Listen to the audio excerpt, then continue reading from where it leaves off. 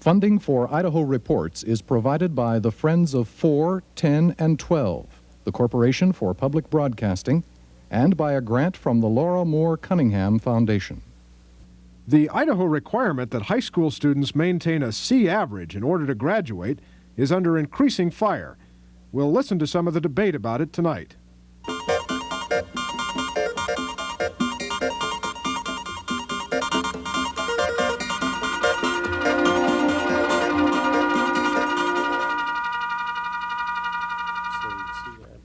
Good evening. Last month, during its regular meeting in Pocatello, the State Board of Education was told in no uncertain terms that it should repeal its requirement that high school students earn at least a C average in major courses in order to graduate from high school. Amid continuing criticism of the C average requirement, the board has agreed to look at the controversial policy, look again at it next month or later this month during its meeting. The requirement was adopted a year ago as a part of a package of recommendations designed to ensure excellence in education in Idaho. But as you'll hear tonight, there are sharply different views about how to ensure excellence and whether the C average really helps or hurts. We'll plunge into the debate after producer Ann Summerall in Moscow sets up the opposing points of view concerning the C average requirement. A recommendation from the Commission on Excellence in Education stipulates that a student must maintain a C average in the core curriculum. The breakdown of these classes is 8 credits in English, 4 credits in math, 1 credit in reading, 1 credit in speech. Starting with the graduating class of 1988, if a student does not maintain the C average, they will be ineligible for a high school diploma until they have satisfied these requirements. Administrators and educators have conflicting opinions as to whether or not excellence in education will be achieved. Oh, I think that the C average is going to enhance education. I think that higher standards are the best thing that could happen to the schools of the nation.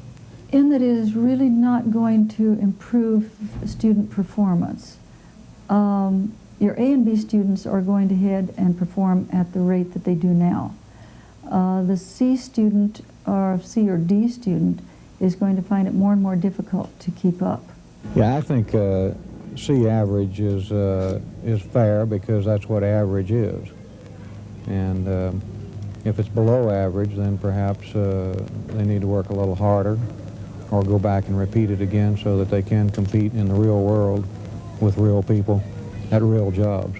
I think it mostly will impose an artificial standard that we don't particularly need, and that generally some of the moves that have been made in education have been very much elitist in nature, in that the students who would be oriented toward vocational programs will have trouble continuing in that direction as well as maintaining all the new requirements for graduation. The more you expect out of a student, the higher their performance tends to be. I think high expectations probably go farther to ensuring excellence in students' behavior. I can't really see it in and of itself being effective, being any more effective than the present grading system. I think it'll enhance it because it puts a little bit more pressure on the kids to perform a little bit better in the classroom situation. Concerns about an unidentified group of teens that may suffer from this approach are being expressed. There's a small population in every school, I would venture to guess 10 to 15, maybe 18% of the students who, for one reason or another, are not capable of maintaining a C average in your core subjects. They're not academically motivated. They're required to work outside of the school to support the family or whatever. Personal problems, home problems. These are factors that we have no control over. There are no differences in ability, just differences in the time it takes you to reach a certain level. And that's something we've got to come to grips with. There are students for whom a D is a very respectable grade. If a student is really doing the best he can do, and it may be a combination of intellectual effort and emotional capability, then a D is defined as passing. And it seems to me that changing this requirement to the C average suddenly defines a D as not a passing grade.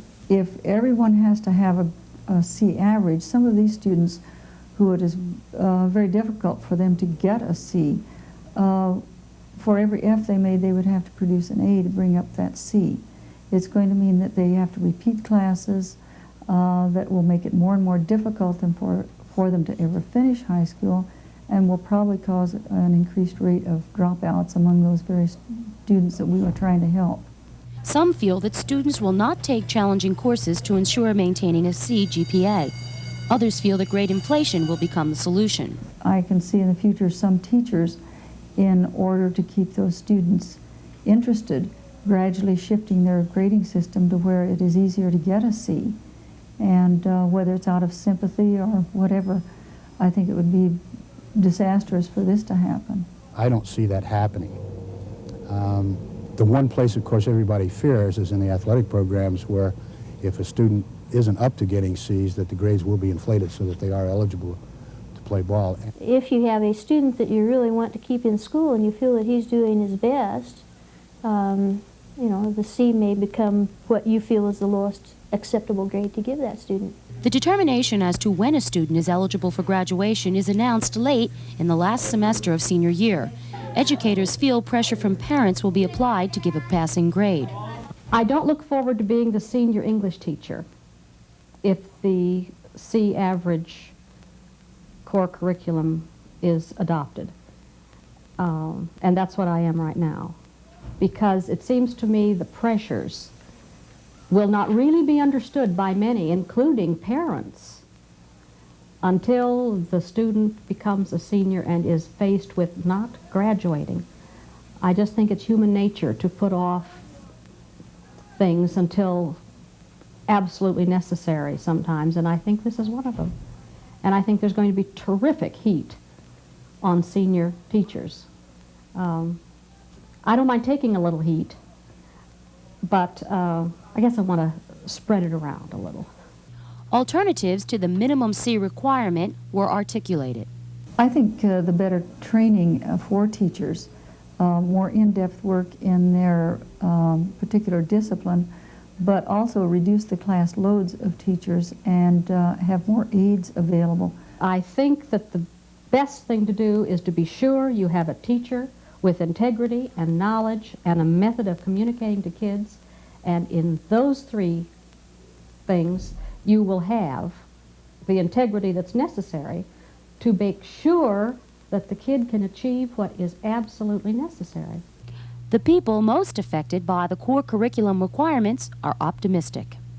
I think it's fair that you don't get your diploma because everybody needs to have a good grade in order to graduate. Well, I thought that having to get a C in all the core curriculum was a very good idea, because the core curriculum is the basic things that you need to function as a good adult.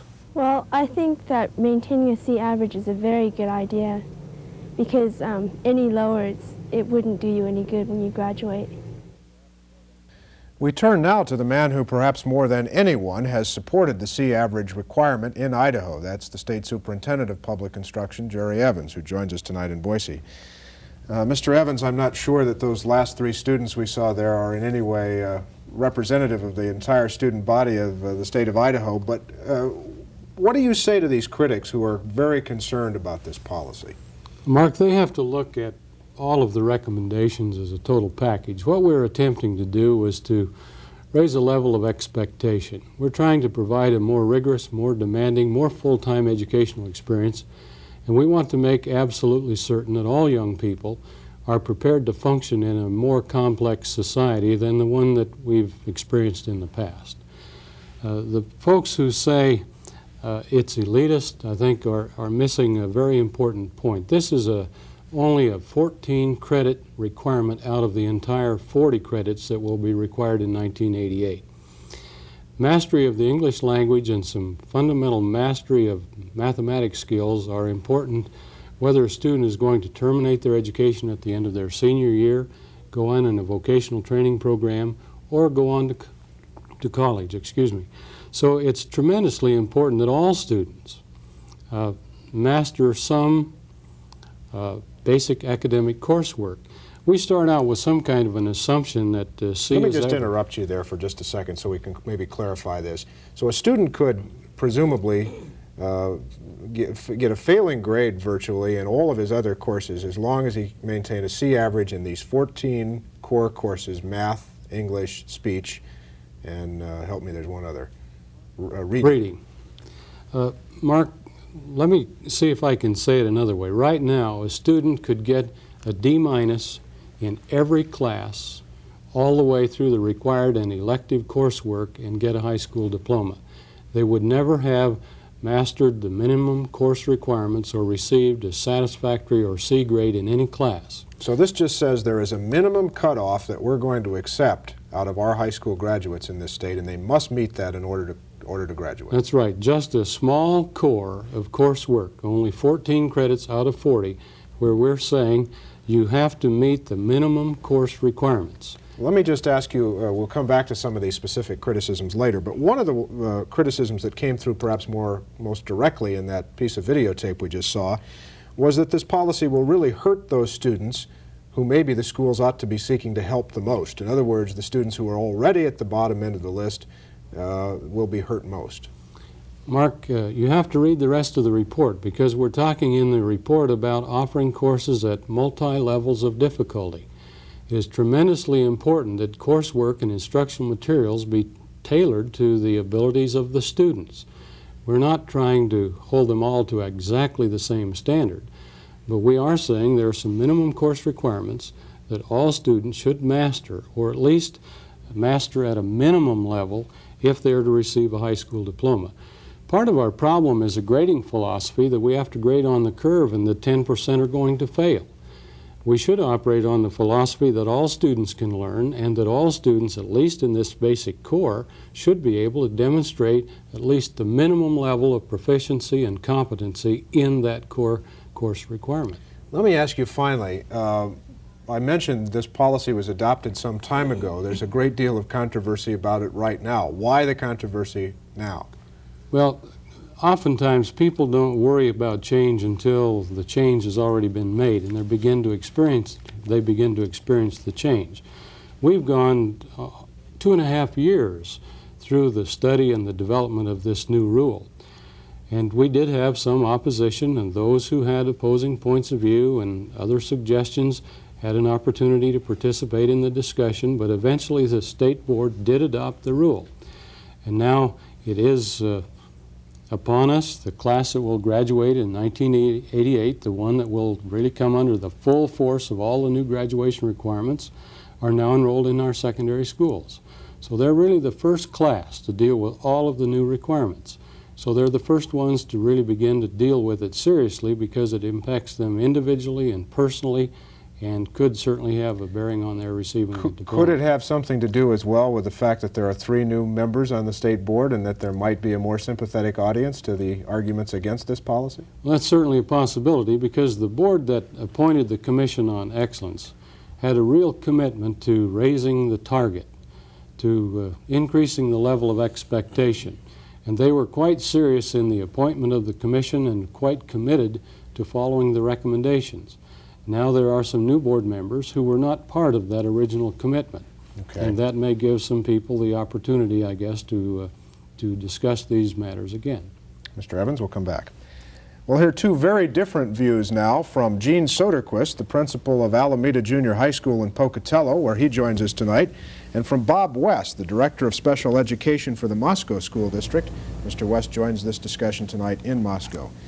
Mr. West, I know you are concerned about the effects on special education students of this policy. That's right. In what way, sir?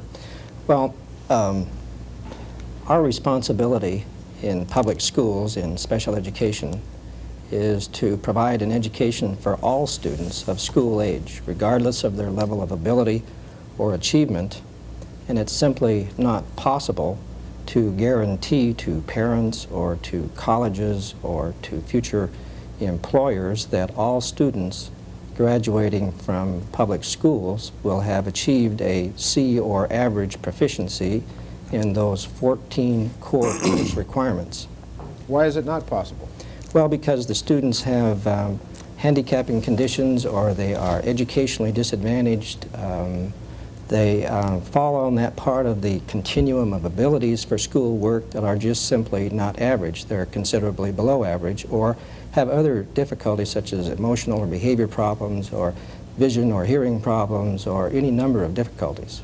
And as you see it, this policy in a way would sort of directly penalize these students.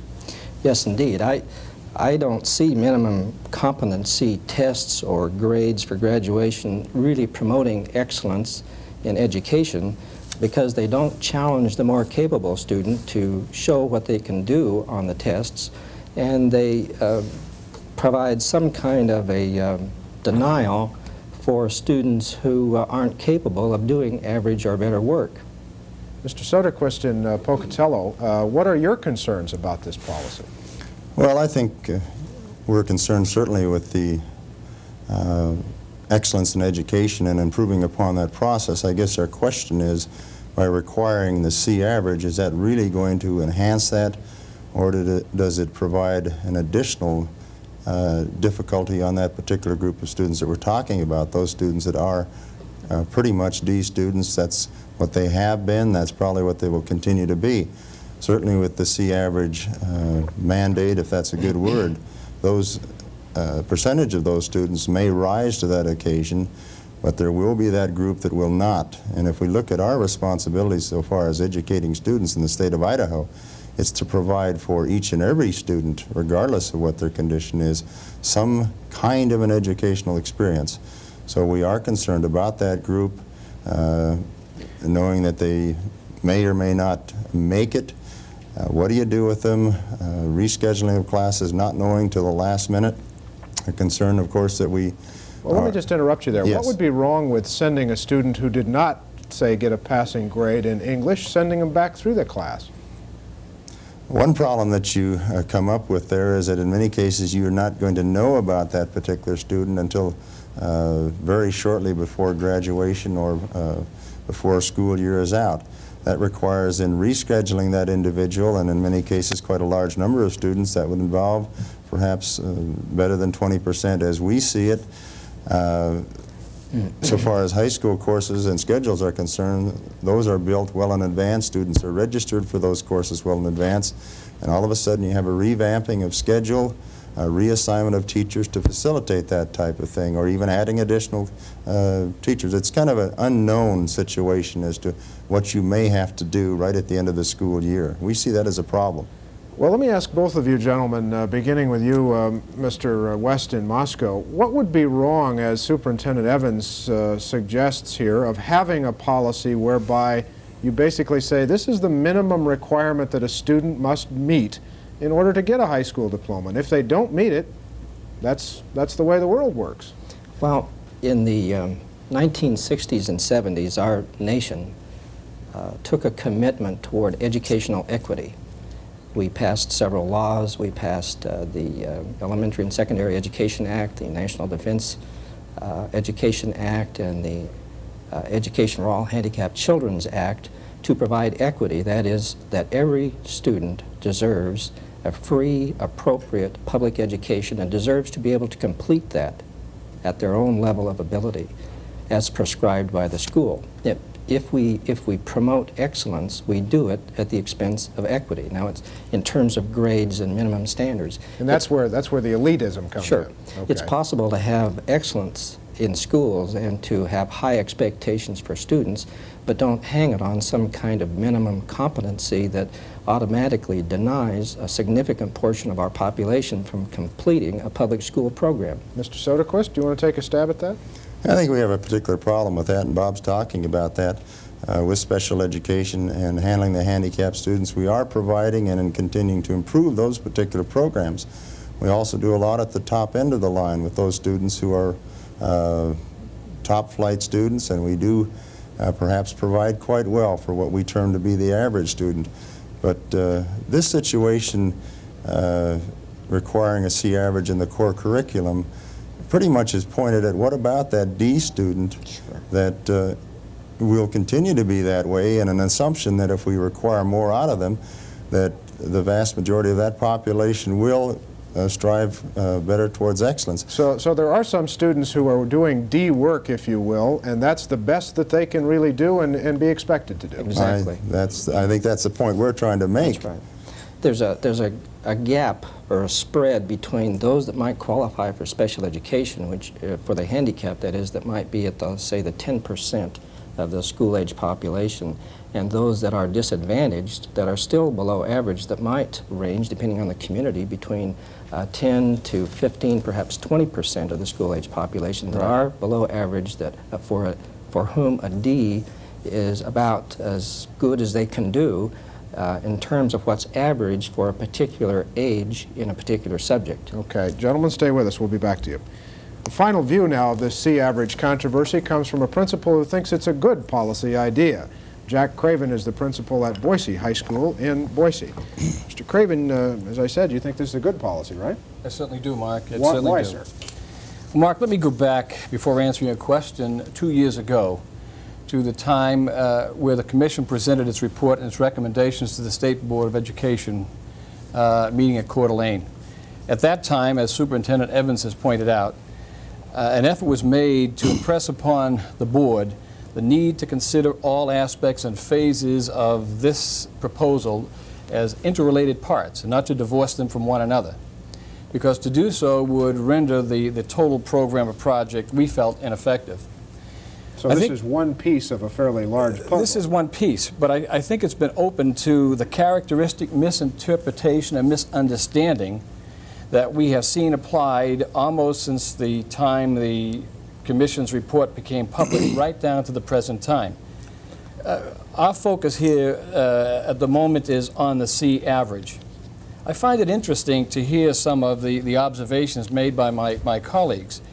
We talk about the youngster who is earning a D and nothing better. I ask you, a D in what class, what program? The same program made available to the average child? You see, one of the factors most overlooked, I think, when the C average is discussed is the statement that Superintendent Evans just mentioned, which indicates that districts are to establish multi-level courses to meet the individual needs of students. We take a great deal of pleasure and pride in promoting, as was indicated a few moments ago, classes for the more able, better motivated student on the upper end of the spectrum. We seemingly relegate all the rest of these children into that so-called average sphere, and we treat them with the same curriculum. I'm indicating that we need to promote, and the onus here is on the educators. We've talked about the impact on the students with the C average. What about the impact on the educators? Our responsibility to provide youngsters with programs more in keeping with their needs. We talk about the average. Are we willing to settle for the average? Would we settle for hiring a lawyer that would guarantee us nothing better than an average performance, or a doctor who would do average work for us, or an attorney, architect? Let me just try to make sure I understand your point, that there are different levels of attaining the same thing. Absolutely. That's what you're saying. That Absolutely. some students need to be perhaps dealt with in a different way, in a different class setting, in a different curriculum setting, and that can address some of the concerns that Mr. West and Mr. Soderquist Absolutely. mentioned. Okay. Well, on that point, let me open it up and invite any of you gentlemen to get back in. Mr. West, does that answer your question? Well, no, it doesn't, because we are already doing that. We are providing multi-level courses. We're adapting regular education curricula, by the way, with the help of the State Department of Education, which we very much appreciate, to enable students to have a successful experience in regular classes, even though they may be mildly handicapped or disadvantaged. The difficulty comes in, what does a grade mean? Because I believe what a C means, and parents know what a C means, and students know what a C means. Colleges believe it. A C means what is average for a student, say 9th grade English for 9th grade students. It doesn't mean whatever we want it to mean. If we wanted to redefine what grades mean, then we could require them to get Bs, for example, in order to graduate. Then the grade becomes meaningless. Mr. Craven or Mr. Evans? Well, I think we're too hung up on the idea that we grade students on some kind of a curve of normal distribution, where the largest number of students cluster around the middle, and those are all called C. We need to look at what it is we are teaching the course for. What are the basic course objectives? And our goal ought to be to get every student through some level of mastery or competency in all of those minimum course requirements. So your level of competency in an English class might be different from mine, but we both might get a C for it. That's right, but both of us meet the minimum course requirements. Well, how do you answer Mr. West's concern then about what a C means? It means something different to everyone under that explanation, wouldn't it? Well, I think grades have had a great deal of discussion, and C's or B's or A's have meant something different to individual teachers for a long time.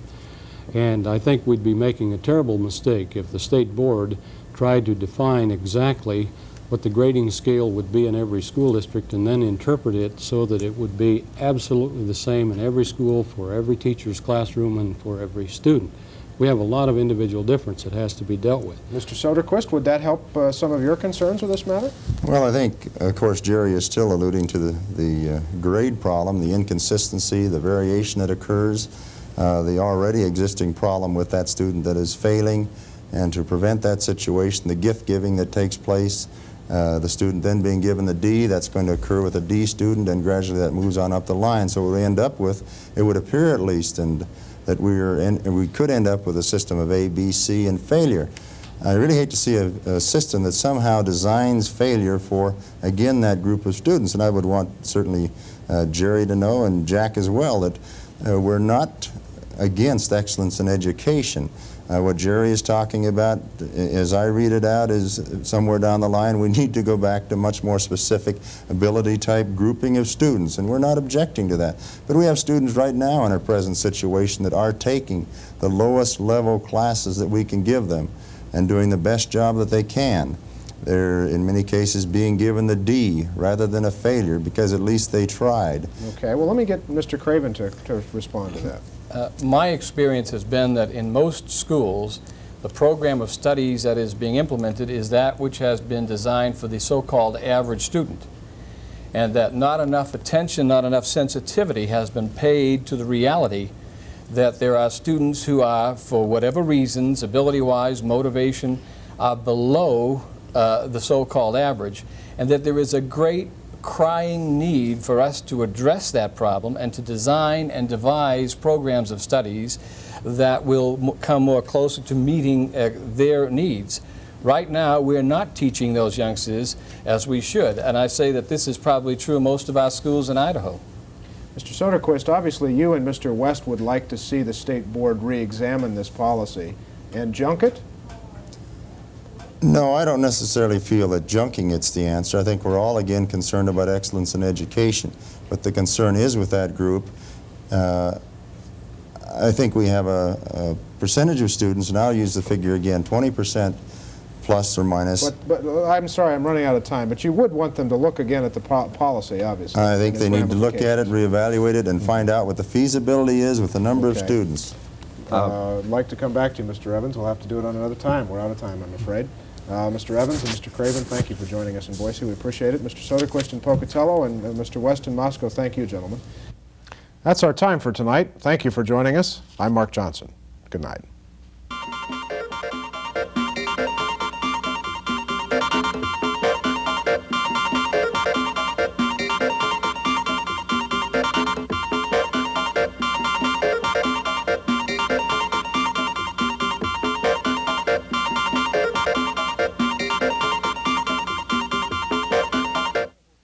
Funding for Idaho Reports is provided by the Friends of 4, 10, and 12, the Corporation for Public Broadcasting, and by a grant from the Laura Moore Cunningham Foundation.